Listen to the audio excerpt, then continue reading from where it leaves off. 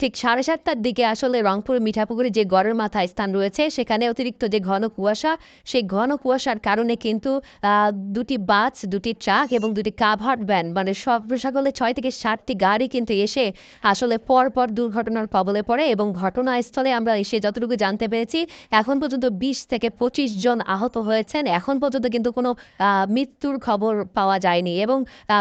Highway police আমাদেরকে যেমনটি জানিয়েছেন ঘটনাস্থলে যারা আহত হয়েছেন তাদেরকে কিন্তু উপজেলা স্বাস্থ্য কমপ্লেক্সে নিয়ে নিয়ে যাওয়া হয়েছে। এর পরে কিন্তু এখানে আসলে যখন দুর্ঘটনার কবলে পড়ে আমরা এখানে স্থানীয়দের মাধ্যমে জানতে পারি আশপাশে যারা স্থানীয়রা রয়েছেন তারা কিন্তু এই ঘটনাস্থলে এসে যারা আহত যাত্রী ছিলেন তাদেরকে কিন্তু উদ্ধার করে এবং বাস থেকে টেনে হিঁচড়ে নেমে কিন্তু উপজেলা স্বাস্থ্য কমপ্লেক্সে পুলিশের সঙ্গে তারাও কিন্তু সহযোগিতা করেন বলে আমাদেরকে তারা এমনটি জানিয়েছেন। একটি বিষয় জানিয়ে রাখি, গত কয়েকদিন থেকে উত্তরের জেলা রংপুরে ঘন কুয়াশা এবং অতিরিক্ত তীব্র শীতের যে তীব্রতার কারণে কিন্তু রাস্তায় যে যান চলাচলগুলো করছিল সেগুলো কিন্তু হেডলাইট জ্বালিয়ে এবং আমরা যানবাহনের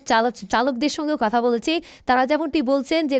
তীব্র কুয়াশার কারণে কিন্তু আসলে যে ঘন ঘন যে বাস এবং গাড়িগুলো সেগুলো আসলে প্রতীয়মান না হওয়ার কারণে কিন্তু এই দুর্ঘটনা ঘটছে এবং এতে করে কিন্তু আমরা দেখেছি 2-3 দিন আগেও বা গতকালও কিন্তু আমরা দেখেছি এই সড়ক দুর্ঘটনায় কিন্তু 5 জন নিহত হয়েছেন পৃথক